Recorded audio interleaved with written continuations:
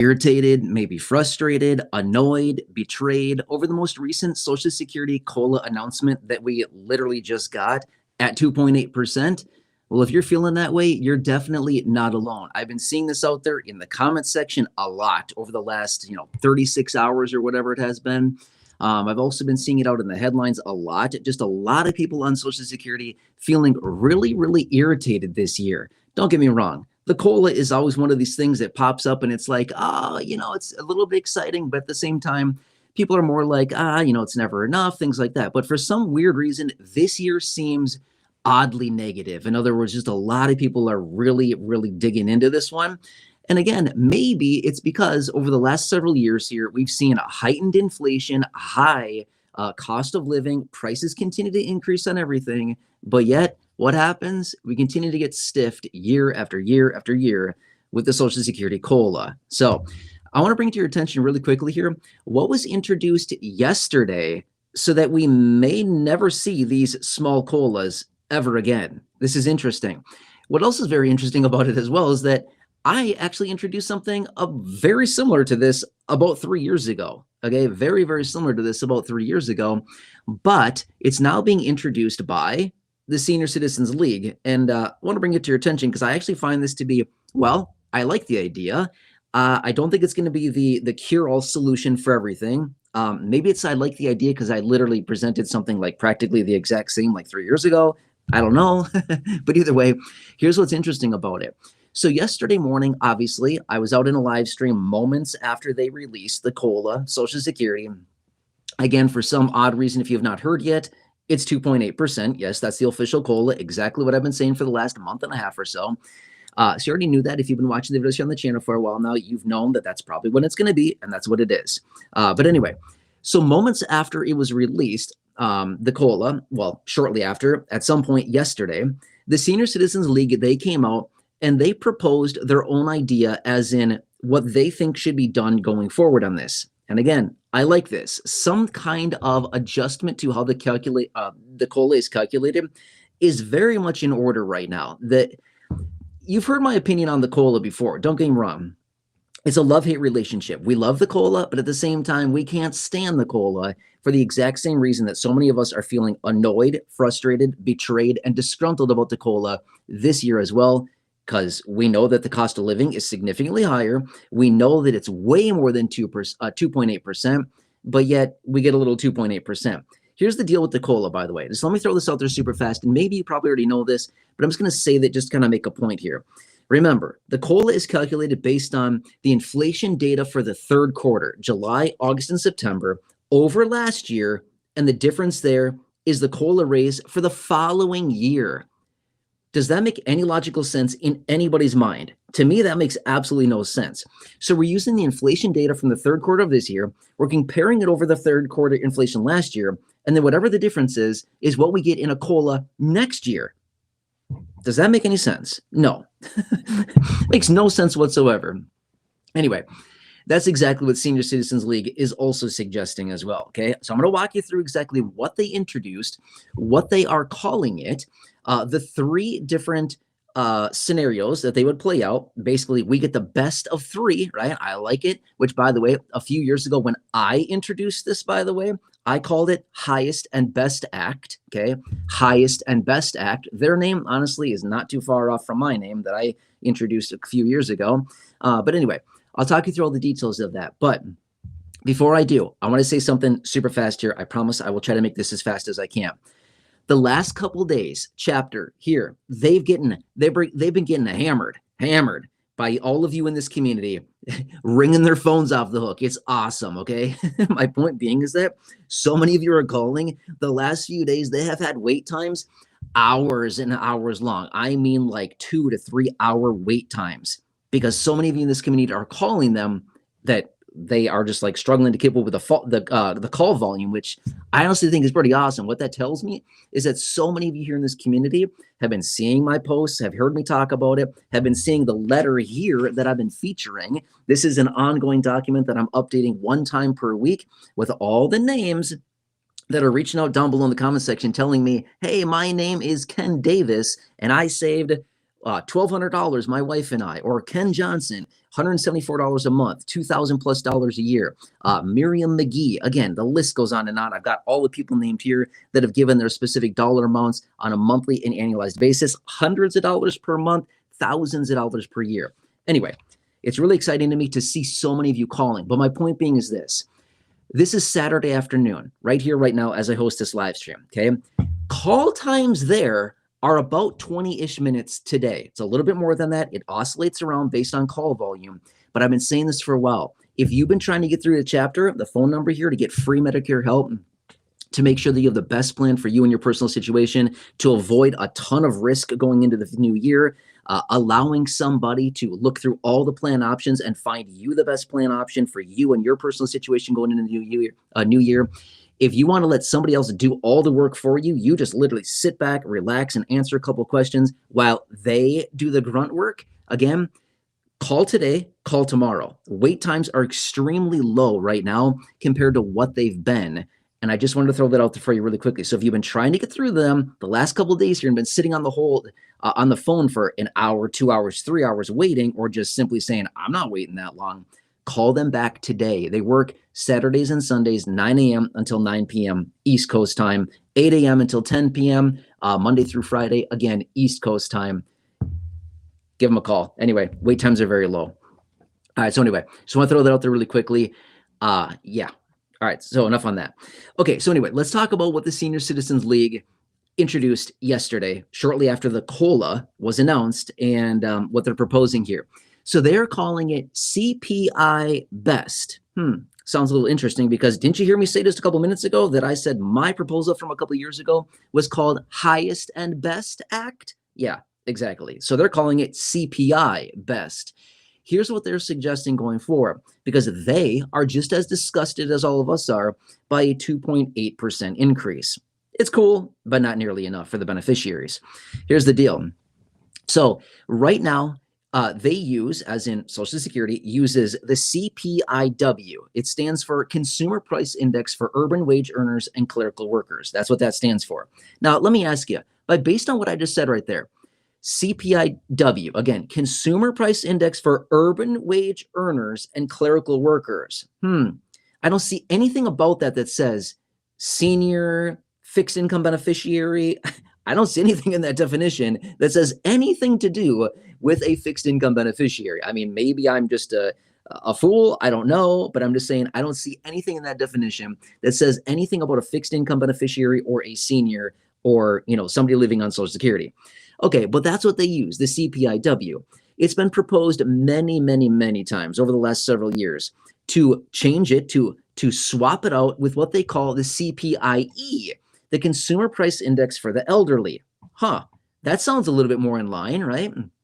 Now, what is the differences between the CPIW and the CPIE? Well, I'm going to say this much. You probably don't care all that much, I'm going to be honest with you, but I'll tell you in very simple terms here. These two different inflation metrics track different groups of people, right? So the CPIE gives more weight into things like medical costs, transportation, housing, food, things like that. Things that somebody who would fall into the category of fixed income, senior, elderly, as it's defined, where their living expenses come from, again, transportation, food, housing, medical, things like that. So it puts more weight into those categories versus other expenditures for other groups of people as defined by the urban wage earners and clerical workers. Doesn't define a fixed income beneficiary. So anyway, there's many different proposals out there to swap these out and to use the CPIE as the new metric to determine and calculate how much the COLAs will be for Social Security beneficiaries. Okay, I think you got that.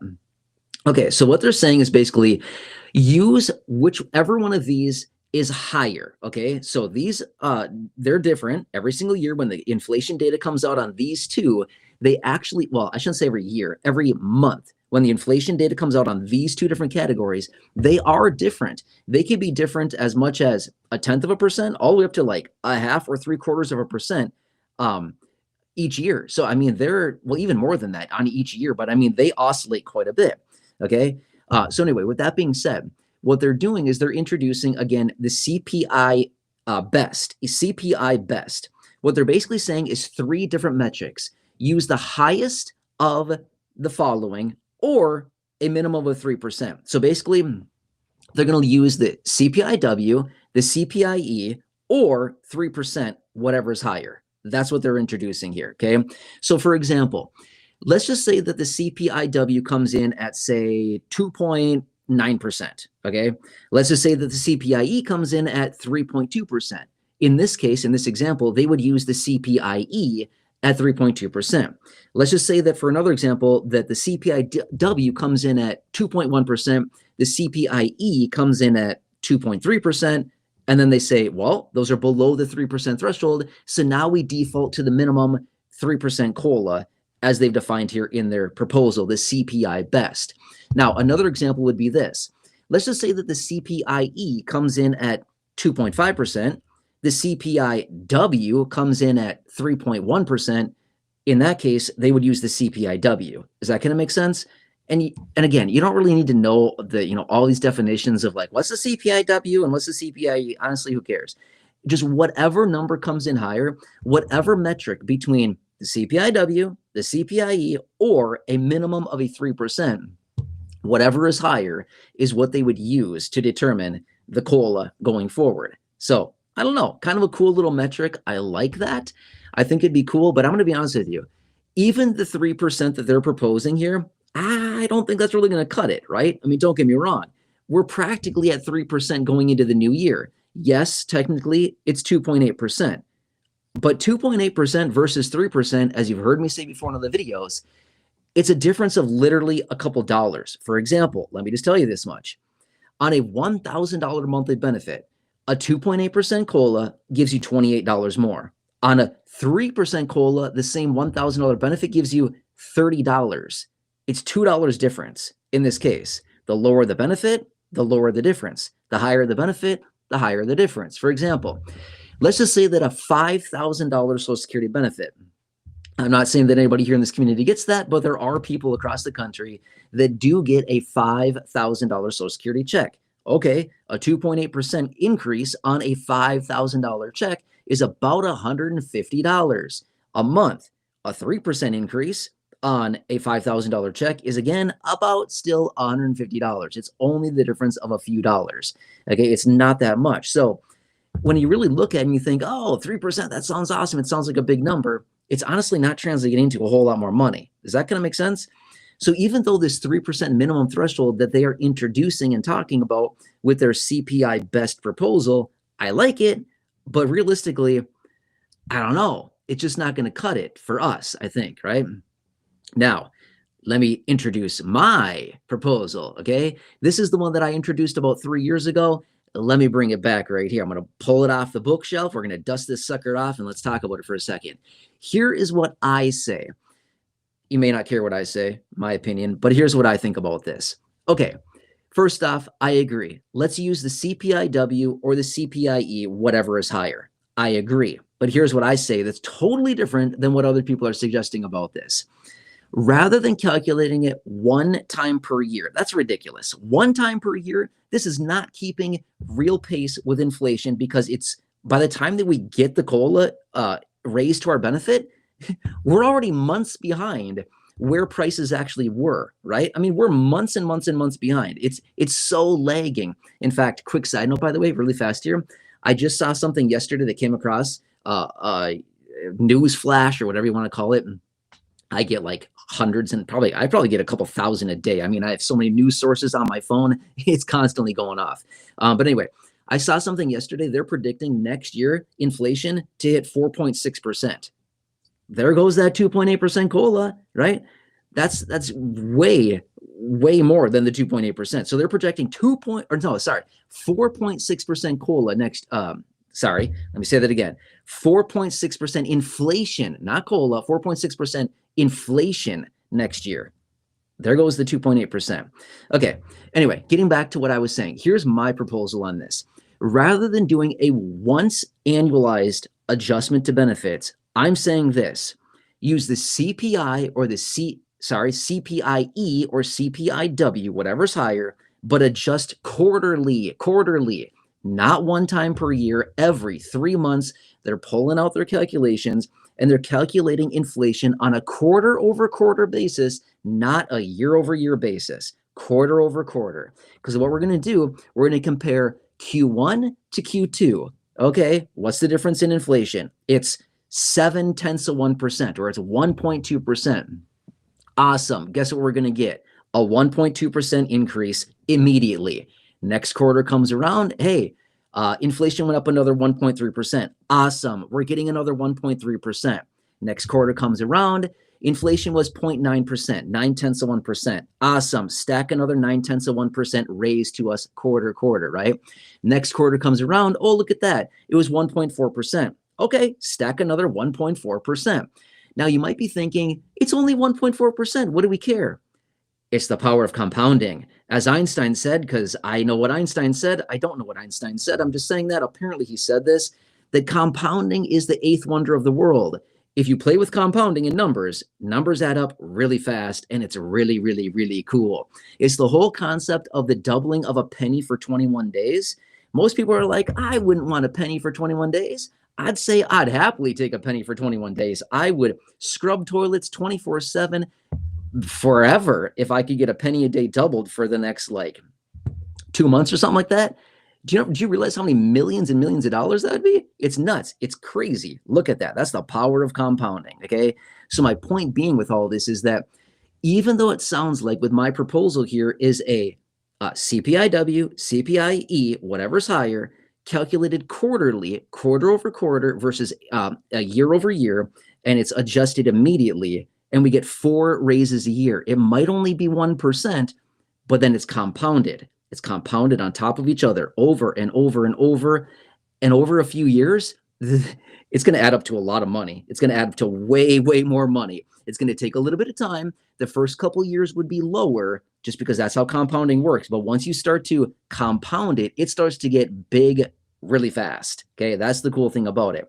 And who knows, even if they just did this for a short amount of time, say 5 or 6 or 7 years, just to keep catch beneficiaries up, it'd make a massive difference. In the matter of, say, 5 years, we'd be talking probably hundreds of dollars more per beneficiary just by implementing a quarterly COLA, even if it's only like 1% quarter over quarter, or even say 0.7% quarter over quarter. It doesn't sound like much, but the power of compounding extrapolates these numbers massively. It's like, it's nuts how fast it would add up. Anyway, that's my proposal, and I call it, what did I say I call it? Oh yeah, highest and best act. Sorry, I forgot the proposal name. Anyway, there you go. I call it the highest and best act.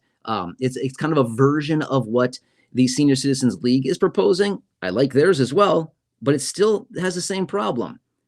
Not enough, and it's only calculated 1 time per year. It's still lagging. It's massively lagging, which again, the COLA that they're doing now is already massively lagging. We get it 1 time per year, calculated, and then they apply it to our next year benefit. That just doesn't work. Okay. No wonder why we see all these reports. Maybe you don't see the reports. I do. I see probably, I don't know, 1 to 5 of these reports a week that come out and say, oh, breaking news, seniors are falling behind. And I say, breaking news, that's old news. We've been reading about this for 5 or 7 years, right?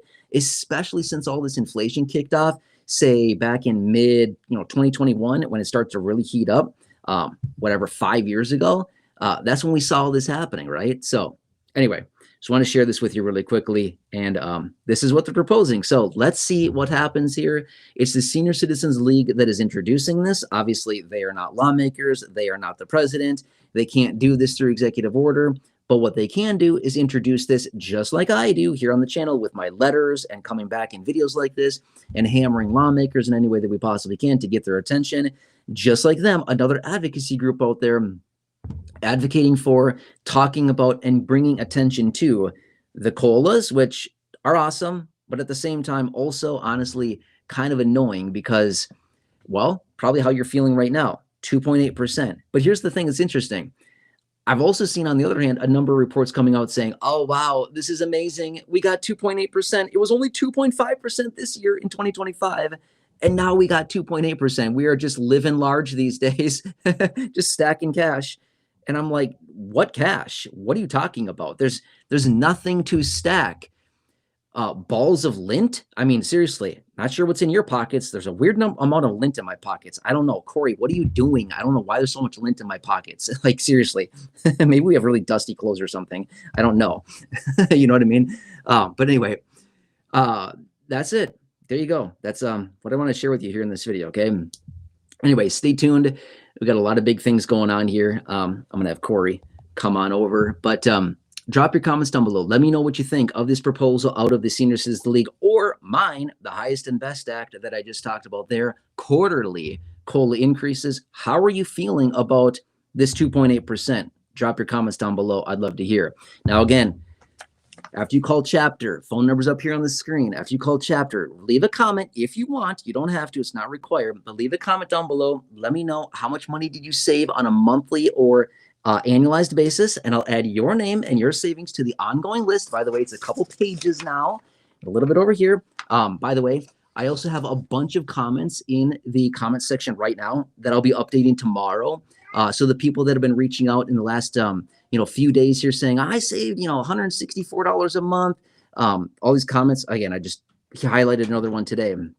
But everybody that's reaching out with this, I'm going to update this document tomorrow. So we're going to have a whole bunch more names on here. But anyway, by the way, collectively, this group right here has saved over $50,000. 50 grand right there. 50 big grand. That's amazing. Of just savings from calling chapter right there. So anyway, if you've been trying to call chapter, if you've not done so yet, call them today. Do that today. Reason being is they're there on weekends, 9 a.m. until 9 p.m. Eastern time, Saturdays and Sundays. Give them a call. Wait time is like 20 minutes right now. It's pretty low. That's amazing. Okay. The last couple of days, it's been hours because those of you in this community are slamming their phones, and I love it. Keep it going, right? Keep smoking their phones. It's awesome. And they can't keep up, which is honestly a really good problem. Keep blowing up their phones. Seriously, it's awesome. All right. Anyway, give them a call. Drop a comment down below.